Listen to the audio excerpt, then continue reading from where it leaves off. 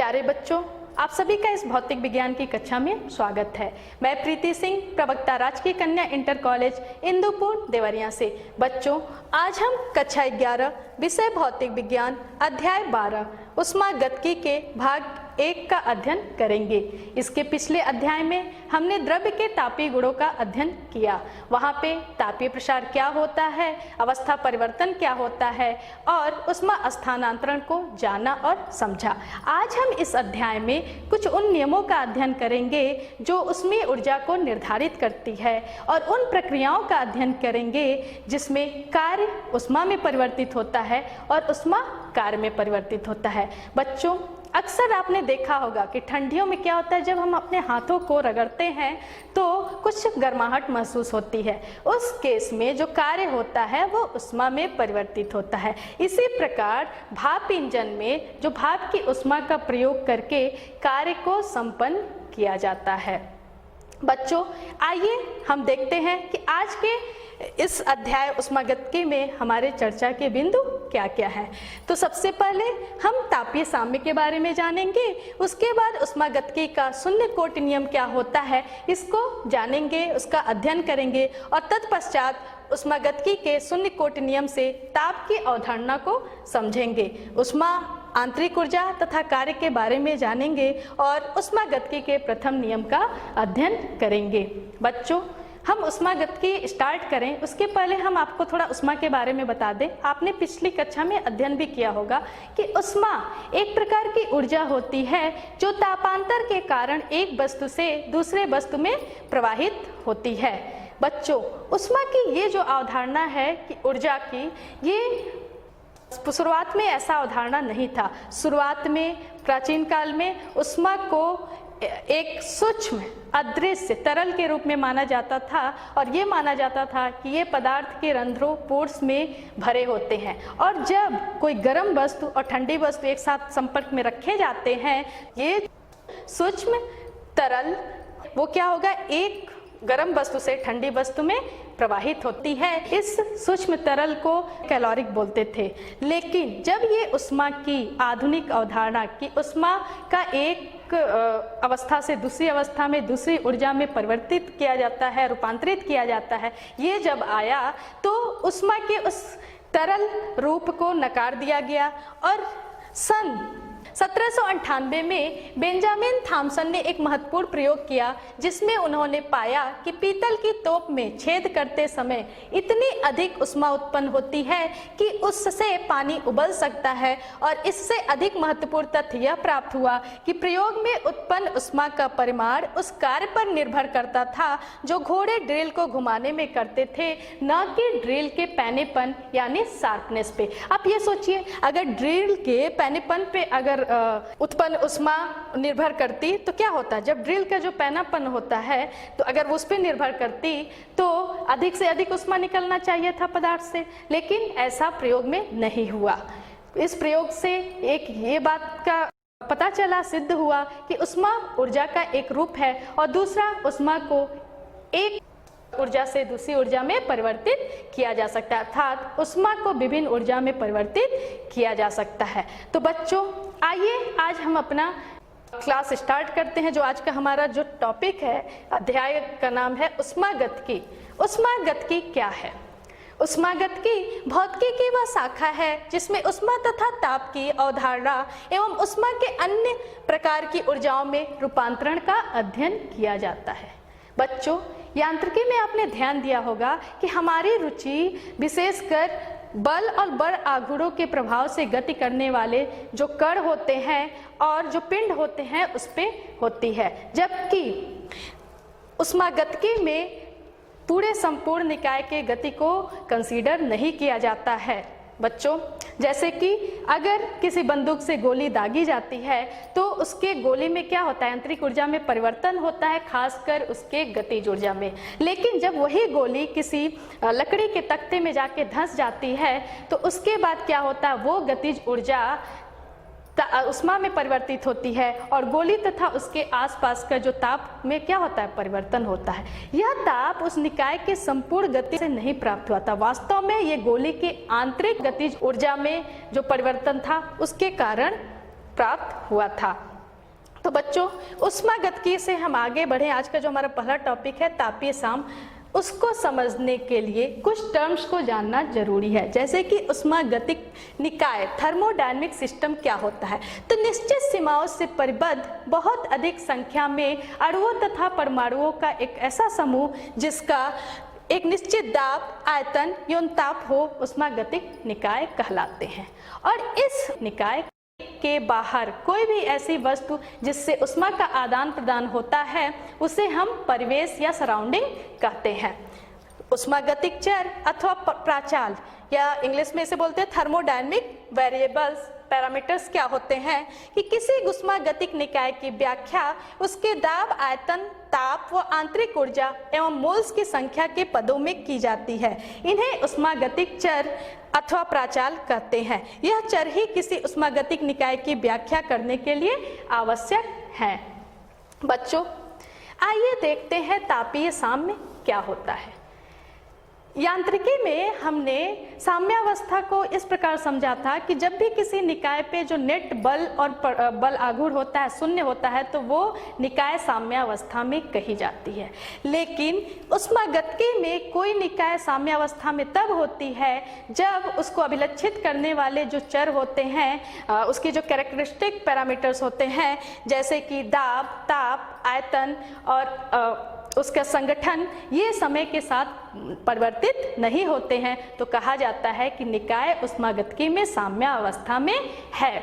बच्चों, जैसे कि अगर कोई ऊष्मारोधी बर्तन है और उसमें कोई गैस भरी है और उसका परिवेश से कोई ऊष्मा का आदान प्रदान नहीं होता है और कुछ समय बाद यदि दाब, ताप, आयतन और उसका जो आंतरिक ऊर्जा है ये सब समय के साथ परिवर्तित नहीं होते हैं, तो हम कहेंगे कि ये सिस्टम साम्यावस्था में है।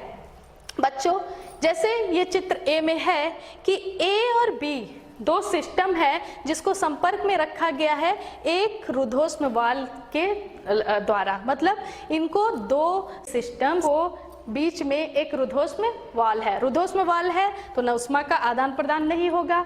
उस समय ए और बी कुछ समय बाद साम्यावस्था में हो जाएंगी। जैसे ही इस रुद्धोष्म वाल्व को हटा के हम सुचालक रखते हैं तो क्या होगा, जो भी इसकी अवस्था में परिवर्तन होना शुरू होगा और कुछ समय बाद हम देखेंगे कि उसके आगे अब इनके अवस्था में कोई परिवर्तन नहीं हो रहा है, दाब, आयतन में कोई परिवर्तन नहीं हो रहा है। तो उस समय हम कहेंगे कि निकाय ए निकाय बी के तापीय साम्य में है। बच्चों, अनुभव से आप ये कह सकते हैं कि तापीय साम्य में कौन सी ऐसी चीज है कि जो कि दोनों में कॉमन होगी, तो जी हाँ, वो होता है ताप। अब ताप को, अवधारणा को और अच्छे से समझने के लिए हमें ऊष्मागतिकी का शून्य कोटि नियम जानना होगा कि जीरोथ लॉ ऑफ थर्मोडायनेमिक्स, ऊष्मागतिकी का शून्य कोटि नियम क्या होता है। आइए हम इसको समझते हैं। मान लीजिए कोई दो निकाय है ए और बी जो कि रुद्धोष्म दीवार से अलग किया हुआ है। देखिए यहाँ पे ये ए है और ये बी है। ये दोनों रुद्धोष्म वाल्व से अलग किए गए हैं, ये ए और बी। और इनमें से प्रत्येक ये निकाय ए तीसरे सिस्टम सी से सुचालक वाल्व से अलग किया हुआ है, उसके कांटेक्ट में है। ए भी सी से कांटेक्ट में है और बी भी सी से कांटेक्ट में है सुचालक दीवार के द्वारा। तो जब ये ए और सी में और सी और बी में दोनों में सुचालक वाल्व से कांटेक्ट है तो हम देखेंगे कि इसमें अवस्था में परिवर्तन होगा और कुछ समय में ए सी के तापीय साम्य में हो जाएगा। अर्थात अगर यहाँ पे इसका टेम्परेचर टी ए है और यहाँ पे टी सी है तो हम कहेंगे T A equal to T C. और इसी प्रकार बी भी होगा, वो सी के तापीय साम्य में होगा।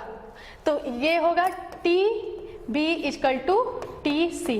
अब पुनः जब हम इस रुद्धोष्म वाल्व को ए और बी को जो अलग कर रहा है उसको वहाँ पे हम सुचालक दीवार लगा दें, और जैसे कि इस चित्र बी में, और यहाँ सुचालक वाल्व जो ए और बी से सी संपर्क में है सुचालक दीवार के कारण वहाँ पे हम अगर एडियाबेटिक वाल्व या रुद्धोष्म दीवार लगा दें तो हम देखेंगे कि अब ए और सी और बी और सी जो पहले से साम्यावस्था में थे उसमें कोई परिवर्तन नहीं हो रहा है, लेकिन जैसे ही सुचालक वाल्व लगाएंगे तो A और B के बीच में भी कोई अवस्था में परिवर्तन नहीं होता है, अर्थात A जो B के क्या होगी, तापीय साम्य में होगी। कहने का अर्थ है ये हो जाएगा TA = TB।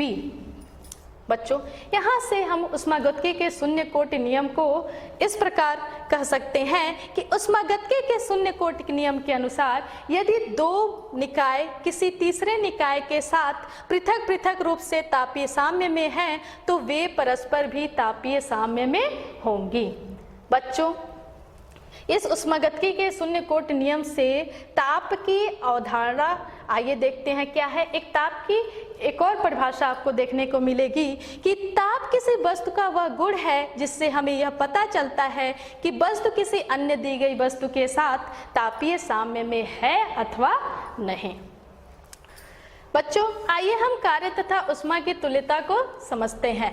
ऊष्मा तथा कार्य ऊर्जा के दो विभिन्न स्वरूप हैं जिसका एक रूप से दूसरे रूप में रूपांतरण किया जा सकता है, रूपांतरित होते हैं, परंतु दोनों में मूल अंतर यह है कि जब ऊर्जा एक पिंड से दूसरे पिंड में तापांतर के कारण स्थानांतरित होती है तो स्थानांतरित होने वाली यह ऊर्जा ऊष्मा कहलाती है, और जब ऊर्जा स्थानांतरण पिंडों के तापांतर पर निर्भर नहीं करता तब उनके बीच स्थानांतरित होने वाली ऊर्जा कार्य कहलाती है।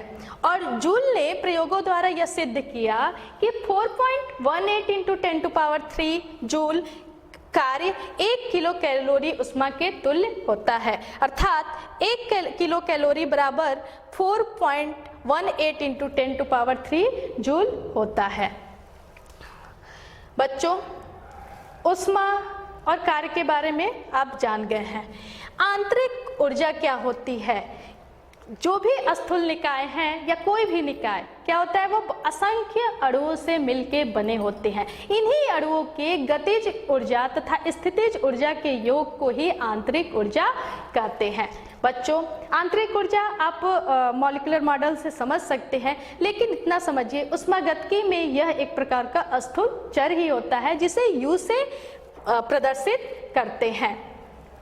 जब आंतरिक ऊर्जा के केस में एक ये बात ध्यान दीजिएगा कि आंतरिक ऊर्जा निकाय की अवस्था पर निर्भर करता है, न कि इस बात पे कि वो अवस्था किन पदों में प्राप्त की गई।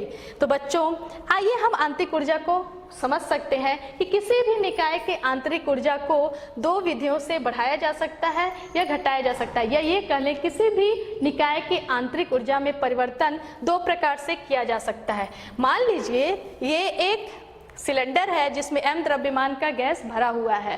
अब हम गैस के आंतरिक ऊर्जा में परिवर्तन कर सकते हैं यदि हम इस सिलेंडर को किसी ऐसे परिवेश में रखें जिसका ताप सिलेंडर के ताप से अधिक है। इसकी जो तो यहाँ से अगर हम इसको ऊष्मा देंगे तो क्या होगा, इसके आंतरिक ऊर्जा में वृद्धि होगी। दूसरा केस, हम इसकी आंतरिक ऊर्जा को बढ़ा सकते हैं कि ये जो पिस्टन है, चलनशील पिस्टन लगा है, अगर इस पे वाट बढ़ा दिया जाए तो भी इसकी आंतरिक ऊर्जा में वृद्धि होगी। इसी प्रकार यदि यह जो सिस्टम है उसके चारों तरफ के परिवेश का ताप सिस्टम के ताप से कम है तो अब ऊष्मा क्या होगी, सिस्टम से परिवेश में जाएगी और आंतरिक ऊर्जा में कमी होगी। और यदि हम इसके दूसरे केस में हम इस प्रकार परिवर्तन कर सकते हैं कि यदि पिस्टन से वाट हटाया जाए, जो उस पर प्रेशर लगा है उसको हम धीरे धीरे हटाते हैं तो क्या होगा कि अब धीरे धीरे ये ऊपर जाएगा और गैस पिस्टन पे क्या होगा, कार्य करेगी और इस प्रकार इस आंतरिक ऊर्जा में परिवर्तन होता है। तो आंतरिक ऊर्जा में परिवर्तन दो विधियों से की जा सकती है, एक तो ऊष्मा और दूसरा कार्य के द्वारा। बच्चों, अभी आपने देखा कि आंतरिक ऊर्जा कार्य और ऊष्मा के द्वारा उसमें परिवर्तन किया जा सकता है। तो यदि डेल्टा Q दी गई ऊष्मा है किसी निकाय पे तो उसका कुछ भाग या आंतरिक ऊर्जा में वृद्धि करने में लगाएगा और कुछ भाग वो कार्य करने में लगेगा। तो इस प्रकार यदि हम किसी निकाय को उष्मा दें तो उसका कुछ भाग निकाय की आंतरिक ऊर्जा में वृद्धि करने में तथा शेष भाग निकाय द्वारा कार्य करने में व्यय होगा, अर्थात delta Q equal to delta U plus delta W, जहाँ पे डेल्टा Q परिवेश द्वारा निकाय को दी गई उष्मा है और डेल्टा W निकाय द्वारा परिवेश पर किया गया कार्य है और डेल्टा U इक्वल टू निकाय की आंतरिक ऊर्जा में परिवर्तन है। बच्चों, इसे ही हम ऊष्मागतिकी का प्रथम नियम फर्स्ट लॉ ऑफ थर्मोडायनेमिक्स कहते हैं, जो ऊर्जा संरक्षण के सिद्धांत पे आधारित है। बच्चों, अब आप ये देखिए कि जैसे आंतरिक ऊर्जा, वहां से अगर हमको इक्वेशन प्राप्त था कि delta Q equal to delta U plus delta W, तो यहाँ से हम लिख सकते हैं delta U equal to delta Q minus delta W।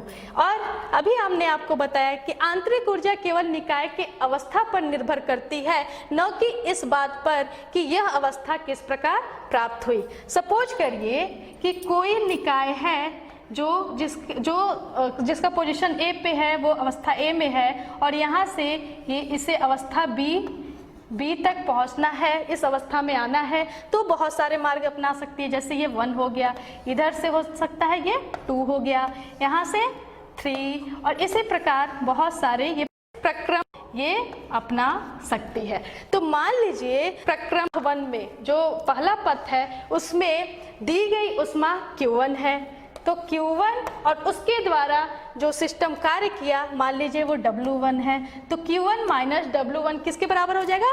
Delta U के, उसके आंतरिक ऊर्जा में परिवर्तन के। इसी प्रकार यदि दूसरे प्रक्रम में जो उष्मा दी जा रही है, यहाँ पे Q2 है और वर्क डन W2 है। इसी प्रकार तीसरे में Q3 और वर्क डन W3 है, ऐसे ही चौथे में Q4 और वर्क डन W4 है। तो हम इससे लिख सकते हैं कि Q1 minus W1 equal to Q2 minus W2 equal to Q3 minus W3 equal to Q4 minus W4। इस प्रकार आंतरिक ऊर्जा में कोई परिवर्तन नहीं होता है। आइए देखें किसी प्रक्रम में कार्य क्या होगा, कार्य को हम कैसे समझेंगे ऊष्मागतिकीय निकाय में। मान लीजिए कोई सिलेंडर है जिसपे एक चलनशील पिस्टन लगा हुआ है और पिस्टन का जो अनुप्रस्थ ये जो क्षेत्रफल है ये A है और पिस्टन द्वारा इस पे जो बाट रखा गया है या प्रारंभिक प्रेशर P इस पे लगा हुआ है। इसमें M द्रव्यमान का एक गैस है। यदि हम पिस्टन पर से कुछ बाट हटाएं तो क्या होगा? गैस एक्सपेंड होगी और इसके कारण ये क्या होगा? थोड़ा सा पिस्टन ऊपर विस्थापित होगा और वो मान लीजिए डेल्टा S उसमें विस्थापन हुआ।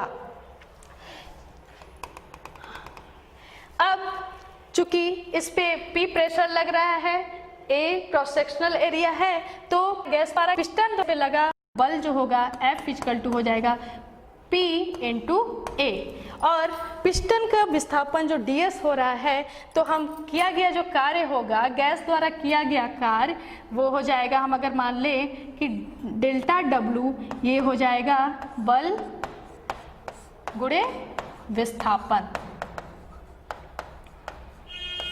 और यहाँ से हम लिख सकते हैं F इंटू डेल्टा S और यहाँ पे देखिए इससे हम F की वैल्यू रख दें P into A into delta S और ये क्या हो जाएगा बच्चों? ये क्षेत्रफल और ये जो विस्थापन है, तो ये क्या हो जाएगा? वॉल्यूम हो जाएगा। तो हम इसको लिख सकते हैं P इंटू डेल्टा V, ये है डेल्टा W।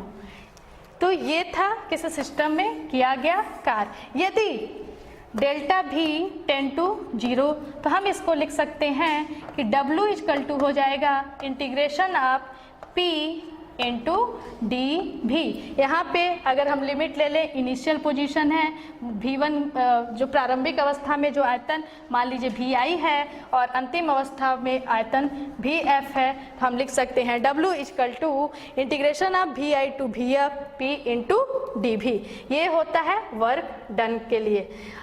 बच्चों, यदि प्रेशर और वॉल्यूम में एक ग्राफ प्लॉट किया जाए तो हम देखेंगे कि कुछ इस प्रकार का प्राप्त होगा। जैसे यहाँ पे देखिए प्रेशर है y अक्ष पे और x अक्ष पे वॉल्यूम है। यहाँ पे हम अगर कुछ हमें सिस्टम में उसका अवस्था जो परिवर्तन हुआ, सपोज करो A से B, तो इस अवस्था परिवर्तन में कितना कार्य किया जाएगा, वो इस लाइन या कर्व के द्वारा जितना ये एरिया कवर किया है, अगर इसका हम एरिया निकाल दें तो यही वर्क डन के बराबर होगा, अर्थात P into VF minus VI इसके बराबर हो जाएगा वर्क डन के। बच्चों, आइए देखते हैं कार्य की पथ पर निर्भरता क्या होती है। किसी प्रक्रम में निकाय द्वारा अथवा निकाय पर किए गए कार्य का मान न केवल निकाय की प्रारंभिक तथा अंतिम अवस्थाओं पर ही निर्भर करती है, बल्कि उस पथ पर भी निर्भर करता है जिसके द्वारा वह प्रक्रम किया जाता है।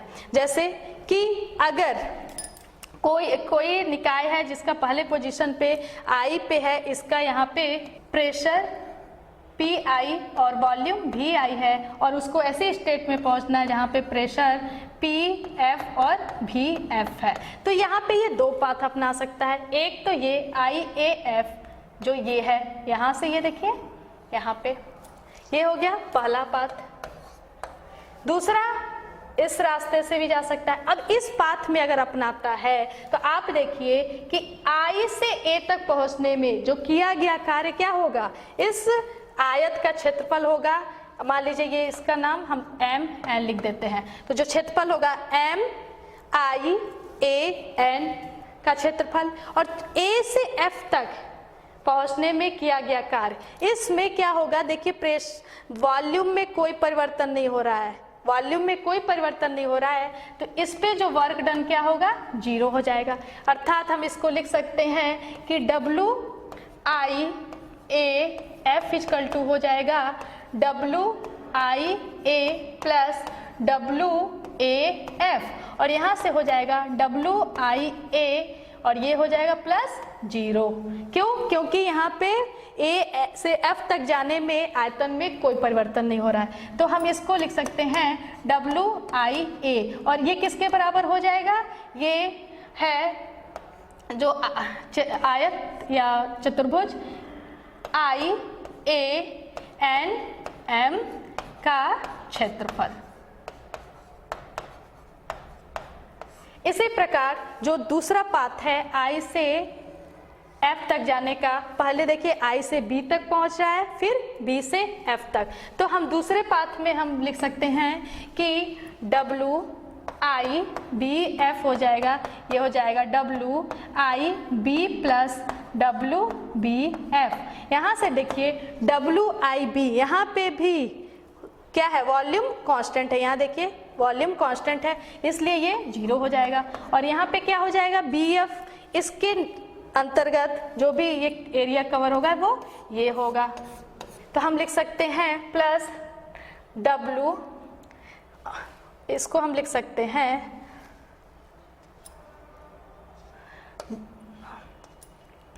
WBF, और ये हो जाएगा WBF, और ये हो जाएगा चतुर्भुज BFNM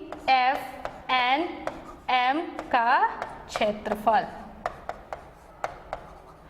और बच्चों, आप चित्र से देख सकते हैं कि एरिया जो होगा IANM का जो एरिया है वो इस चतुर्भुज BFNM से ज़्यादा है, इसलिए हम कह सकते हैं कि जो पाथ 1 अपनाया गया उसमें कार्य ज़्यादा करना पड़ा कंपैरिजन टू 2 में। इस प्रकार कार्य जो होता है वो पाथ पर निर्भर करता है। बच्चों, आशा करते हैं कि आपको आज का ये व्याख्यान समझ में आया होगा। आपको समझ में आया है तो जल्दी से ये होमवर्क नोट करिए, इसको घर पे करिएगा, और इससे संबंधित कोई भी क्वेश्चन न्यूमेरिकल अगर आपको टेक्स्ट बुक में है उसको सॉल्व करिए। आप दीक्षा ऐप के द्वारा भी ई बुक डाउनलोड कर सकते हैं और वहाँ पे भी इससे संबंधित अध्ययन सामग्री है, उसको आप फॉलो करिए, पढ़िए। धन्यवाद।